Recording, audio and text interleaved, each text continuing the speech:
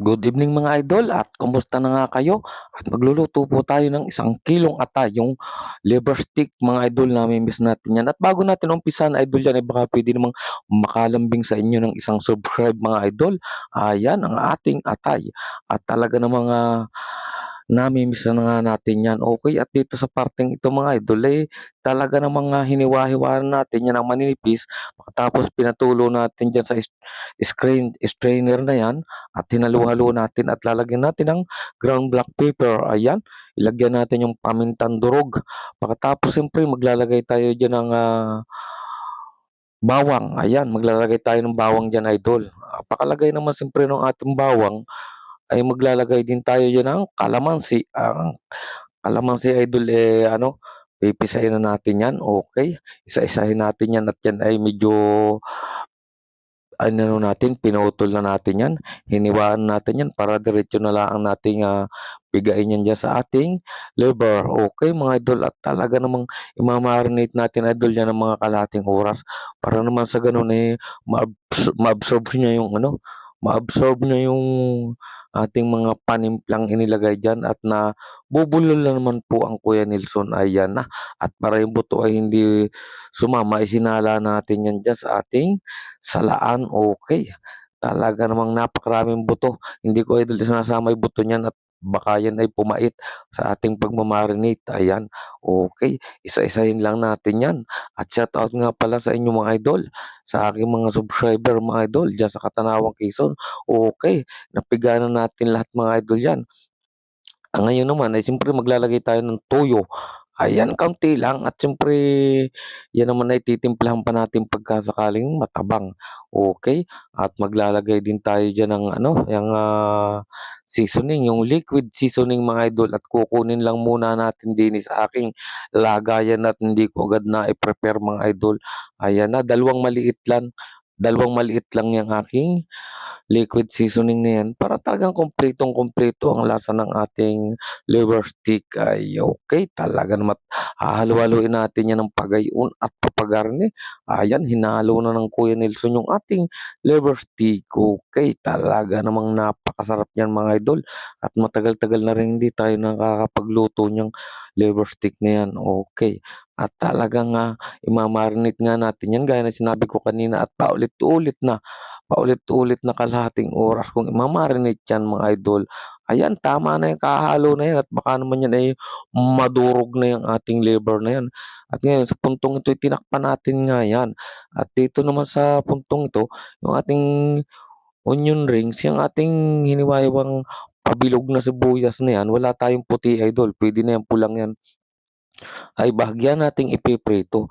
Ayan naman ay pan-toppings lang naman natin idol yang sibuyas na yan. Kaya yan ay konting gisa-gisa lang, okay na at hahanguin na natin yan at pangit naman yung masusobrahan naman diyan at malalantan mang masyado, kukulubot. Ayan, tama na yan, okay. At sinasabi kong tama na, tinutuloy pa. Ayan, tanggalin na natin yan diyan at nai-set aside na natin at ito naman yung ating atay na i-marinate natin, nilagay uli natin dun sa ating strainer para naman sa gano'n ay makatulo. Ayan, 'pag prinito natin ay hindi siya yung matubig. Ayan, isa-isahin na nating iprito diyan mga idol 'yan sa ating pan at pinainit na natin 'yan at naglagay na tayo diyan ng mantika. Okay, hindi naman kailangan natin pritong-prito 'yan, hindi kailangan tostado at 'yan ay tumitigas mga idol yang ating atay na 'yan 'pag overcook. Ipiprito lang natin 'yan ng mga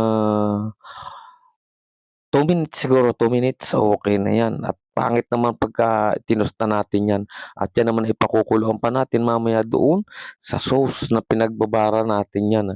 Okey, ayan, mga 2 salang siguro idol 'yan at medyo marami-rami, medyo panipis ang hiwa natin dito sa ating liver na 'to para naman sa gano'n ay hindi naman siya makakapal at para lutong-luto talaga yung gitna. Ayan, okey. Ilagay natin 'yan isa-isa at mamaya-maya siyempre babaliktarin natin 'yan mga idol.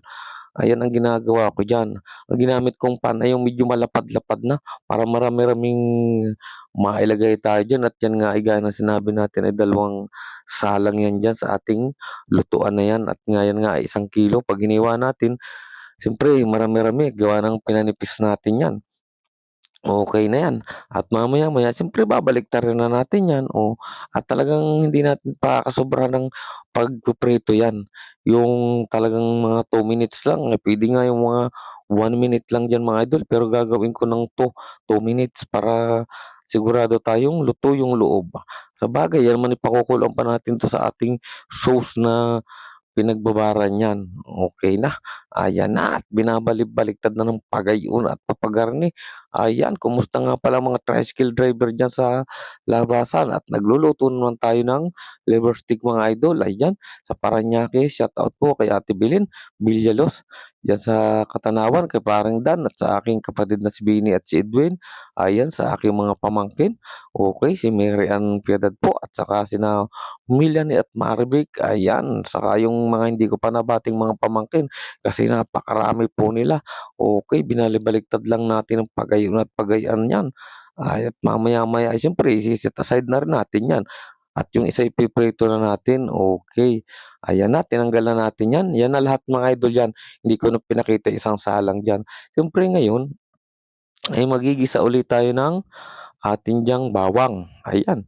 Talagang natagalan na naman kung saan na naman pumunta ang taong 'yan, uy, nawala na. Ayan, naglagay tayo ng mantika diyan at siyempre, 'pag 'yan, mainit na 'yung ating pan, 'yan naman 'yung maglalagay tayo ng bawang. Ayan, ilalagay na natin 'yung ating bawang na hiniwa-hiwa ng maliliit diyan idol. Okey, ilagay na natin 'yung ating bawang at medyo 'pag nag-light brown 'yan, ay siyempre susunod na rin natin 'yung ating sibuyas. Ayan, maglalagay din tayo ng sibuyas diyan mga idol. Talagang 'yang bawang na 'yan at saka yung sibuyas ay siyempre lagi na lang magkasama 'yang sibuyas na 'yan at saka 'yung bawang, partner sila. Talaga namang hindi mawawala 'yang, bawang na 'yan at saka yung sibuyas siyempre inilagay na natin diyan at halu-haluin din uli natin 'yan hanggang sa light brown din yung ating sibuyas at nabubulol na naman tayo mga idol. At sa sobrang lamig nga dito sa amin sa Cavite ay talaga namang nabubulol na ang Kuya Nelson. Okey na 'yan, puwede na nating ilagay diyan yung ating sauce na pinagbabaran mga idol.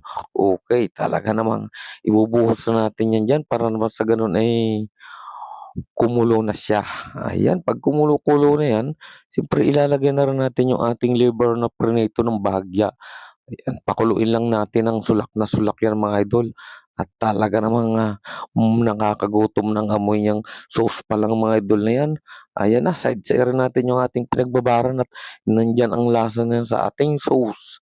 Okey, at naglagay din tayo dito ng pork cubes para talagang kumpleto ang lasa ng ating, liver steak mga idol.